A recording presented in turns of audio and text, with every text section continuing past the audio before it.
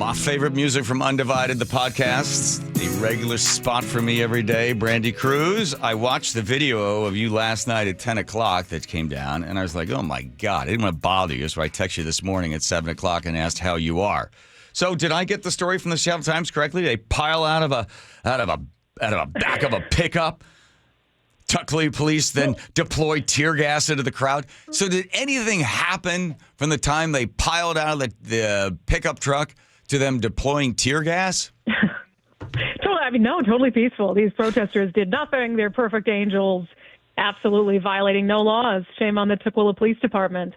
Yeah, it's nuts. I mean, and can I just say, first of all, I'm triggered by your Jay Inslee cut that you played. I don't know why Andrew did that to me. It took us back. Sorry.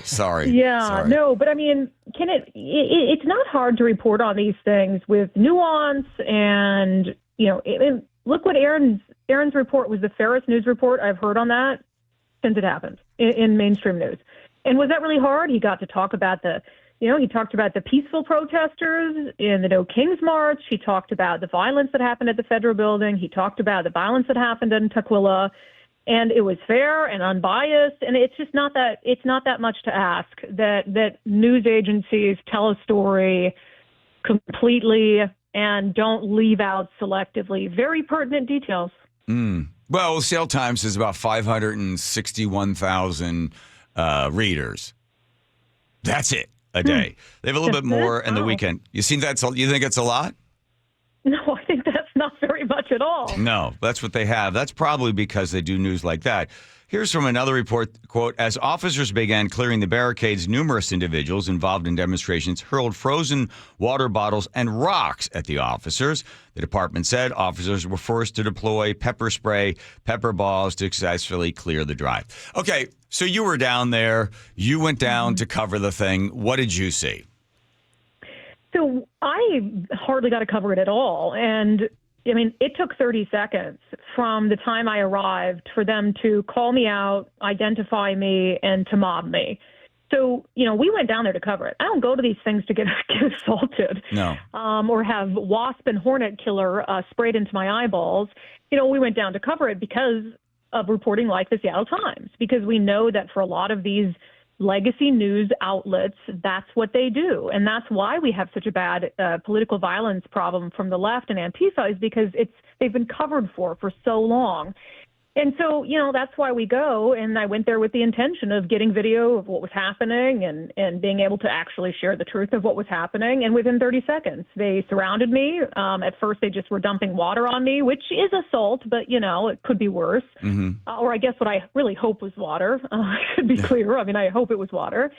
We tried to just walk away. I mean, we tried to de-escalate, just walk away. That's when they started hurling stuff at me from behind. And then there was one of the rioters who took what at the time I thought was bug spray, off because of the smell. It was a very distinctive smell, right into my eyes, and then chased us with it for, 20 yards or so. And, come to find out it was actually much worse than off. It was hornet and wasp killer. And it was really painful. And again, and all this is happening, and we continue with my security just to try to walk away. And they're not interested in letting us do that. It was very clear they were interested in assaulting me. They were interested in shutting me up and stopping my ability to document their criminal conduct. Right. In fact, we're showing it right now on YouTube. We can see you spinning around. There's one of the Antifa folks off to the side. You're now talking to them. Your security guard is sort of, let's just move along here. But as you're making your way down the sidewalk, that's when somebody to the right of you comes up with the bug spray or the wasp spray and it shoots it in your direction, I'm sure, because the misting gets in your eyes. So when Ferguson was asked on Friday whether he would denounce Antifa, he said he ignored it and said he denounces all violence, right? But never Antifa. He doesn't, I guess they don't want to actually say the name. Well, and here's the thing. If it were Proud Boys, if Proud Boys were going to come into the city on Saturday, and there was rumors of that, and a reporter asked him if he would denounce, the Proud Boys, of course he would. But he won't do that when it comes to Antifa or to any sort of left. I mean, look, he has a track record of being silent on left-wing political violence, which accounts for, this isn't my opinion, this is just a fact, which accounts for the vast majority of acts of political violence in the state of Washington. And, he wouldn't say anything about the Hamas takeovers at UW, he didn't say anything about the destruction of property in the engineering building. He didn't say anything in the summer of 2020 while he was the state's chief law enforcer about the riots in downtown Seattle and the takeover of a police precinct in 6 square blocks. So he has a long history of just staying silent when there are acts of serious political violence and vandalism. And the thing about him being asked this on I believe it was Saturday morning or Friday evening when they had this press conference, is Antifa came to the press conference. That's how emboldened they are. These, violent extremists showed up, and I don't know if in some sort of act of intimidation or defiance. And there were multiple, Andrea Suarez, who was a citizen who was just attacked last week by Antifa, and then Jonathan Cho, an independent journalist, specifically asked Bob Ferguson and the mayor of Seattle, look, Antifa is here. Condemn them, tell them to stand down. Yeah. And he won't do it. And he goes back to this, well, I condemn all political violence. Okay. Well, when it happens on the right, you're more than happy to specify that this is, Trump supporters or Proud Boys or whatever it is, but you won't specify when it comes to the left, which is everything you need to know. Well, remember, it was about 2 years ago that Ferguson, as the Attorney General, wanted, I think it's House Bill 1331. Is that right, Joe? Is that 33. 33, which was basically, we're going to set up this commission of selected people, and they are then going to determine who is a domestic terrorist or soon to be a domestic terrorist. And then we are going to intervene. The state will holistically intervene and, deprogram you or stop you from being radicalized. And when he was being asked, well, what is a domestic terrorist? He says, well, we want to broaden the definition. It's for people that are pushing back against the government, that are, questioning the government. These aren't the exact words, but generally, you could see who was on the commission. You remember reporting on this, Brandi. There were 13 members, and they were all from, marginalized communities, this or that. There's not one Christian on there, no white guy, no nothing. It was going to be a certain group of people that would determine, yes, you seem to be getting radicalized, so we're now going to intervene and, help you holistically. They wanted to look into their data. They wanted to see what you're putting out on social media, and then the state would intervene. Well, the thing didn't get out of the House, thank God. It died. But he did get the commission together, and they're now working to determine how the state will stop people from becoming radicalized. You're right. Listen, if it was Proud Boys, every single newscast would be leading up to this thing. They'd have pictures of all these guys. They'd be talking to them all the time. They would be putting all this stuff up. But as far as everybody's concerned, Antifa just doesn't really exist. It's in somebody's imagination. And then when all these morons show up and, run around and throw stuff and light things on fire, throw rocks at cops, there's no story about it. You were down there. So now what's your next move legally? You're going to try to find the individual that accidentally sprayed you like a hornet? Yeah, I mean, I've been through this enough where I feel like I've let it go too many times and just thought, okay, it's a danger of doing the job and I'm mad about it and whatever it is. But there were 4 specific parts of that attack that were serious enough where we did file reports with the Tukwila Police Department. Now, of course, these people hide their faces. But we filed a report with the hopes that maybe we can get some better video. We can, get some surveillance video or something that will give us some identifying information on these individuals. I think specifically a man who threatened us with a gun and then, of course, the individual who unleashed the spray into our eyes. Yeah. And tell me about the man that was on the ground that they were all kicking, and then your security guard went in there to help that guy. What was the story behind that? Well, we had gotten across the street, so, they wouldn't leave us alone until we kind of crossed the street and went to the other side. There was, ironically, an immigrant business owner on the other side of the street who kind of granted us refuge from the people who were there protesting for immigrants, and we washed our eyes out and took a moment. And there was this guy who had been in the crowd, but kind of undercover. He just wanted to get some video, just a citizen who was interested, a military veteran. And he came over and said, hey, just FYI, I'm not with them. I have video of what happened. And as soon as they realized he wasn't one of them had, I think, pushed him from behind, and then he pushed him back, and 6 or 7 Antifa, all black clad, jumped on him. He's on the ground on a fetal position. They're kicking him. They're stomping him. Just insane stuff. And that's when, I told my security, I said, help him.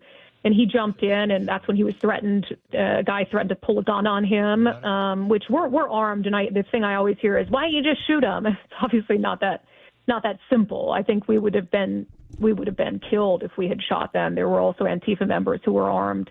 So we ended up. Oh, the Antifa members are armed as well. Yeah, we saw one open carrying, and then we saw. And then this individual who threatened our security was reaching into his bag and saying, "I have a gun, try me, totally unprovoked. I mean, he was just helping this innocent bystander. So then this other Good Samaritan stops in the middle of the road and just says, "Get in." And me, my security, the Army veteran pile in, and this civilian just hits the gas and drives us out of there with Antifa pelting his car with things. So just an insane situation. And honestly, that Army, I don't know if it was Army, but military veteran, he was assaulted far worse than I was. And so just another example, and this isn't anything new. I mean, it's happened so many times. It's happened to me. It's happened to others. And, to the point that I think we're trying to make, if it were Proud Boys who assaulted a King 5 reporter or who assaulted a Seattle Times reporter, it would be front page news, headline news. It'd be Trump's fault. It would be Trump's fault, right? These are the, radical MAGA, it would. But in this case, I have never heard any elected official in the state of Washington ever say Antifa. Maybe they have, maybe they haven't. But someone, we won't, from the traditional press, they won't ask, but people that do get into those press conferences should ask the mayor, because the next time there will be some protest / riot, these guys will be out there again. It doesn't matter what the cause is. They show up for everything, right? When McDonald's took McRibs off the menu, I think those guys showed up.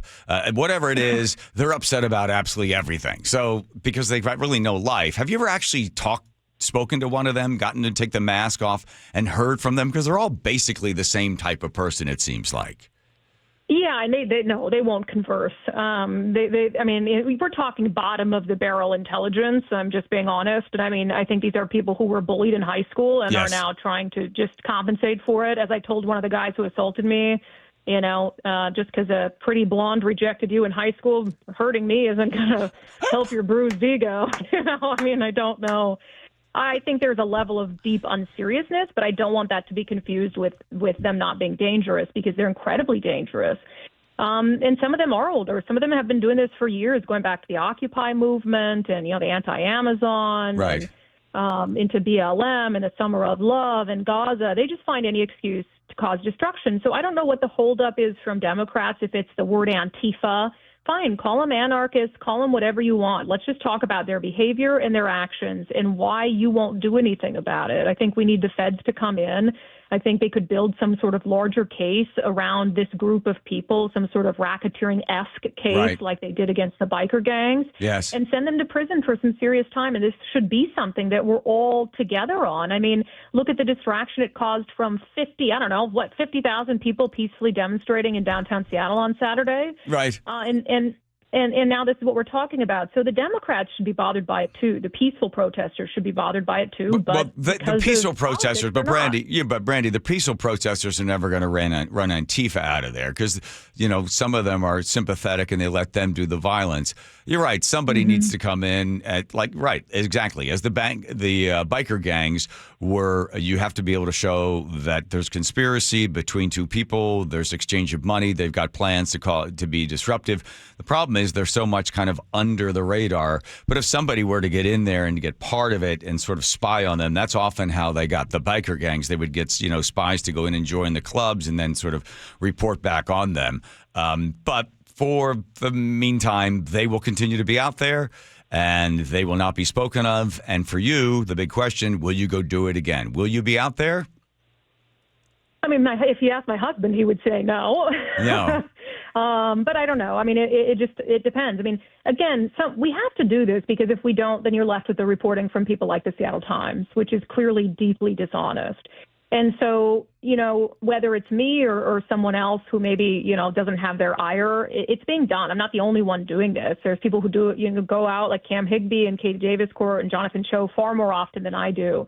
And they're literally risking their lives every day to do it, only to have the mainstream media ignore it. And It's a shame, and I like to think, not that I'm on my high horse, but I've been morally consistent on this. I was consistent in calling out January 6th. I've been consistent in every act of political violence against the media while I've been a member of the media, and I don't really understand what's so hard about that.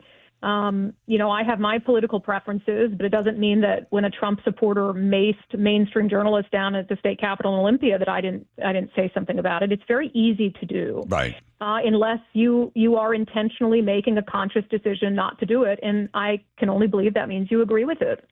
Yeah, it's simply the umpire calling the balls and strikes so that everybody has a clear, concise line of what is legal and what is not legal. Your First Amendment rights, you can swing your arm as much as you want, and it's the only thing that separates the distance between somebody's nose and the end of your fist.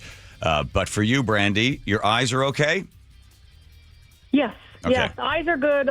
Skin's a little sore, but I have my sight still, so that's all that matters, really. That's great. So maybe the police, I'm sure there's cameras that were on some of those buildings, those privately or publicly controlled buildings probably have some cameras. So the rather Zoftic gal that probably wasn't invited to the prom and is still taking out some of her anger on you. The prom queen, I assume, from North or South Dakota, I can't remember where it was. Maybe she gets a chance to taste a little bit of justice. I know they're Antifa, they're anti-fascist, which is the most bizarre name to give anybody because they are the most fascist individuals that don't want you to speak your mind or have a government in place. So, well, thanks for spending some time. I'll let you get back to work because I know you've got another great broadcast of Undivided coming up. Keep up the good work. Well, I appreciate it. Thank you, John. All right. Thank you, Brandi.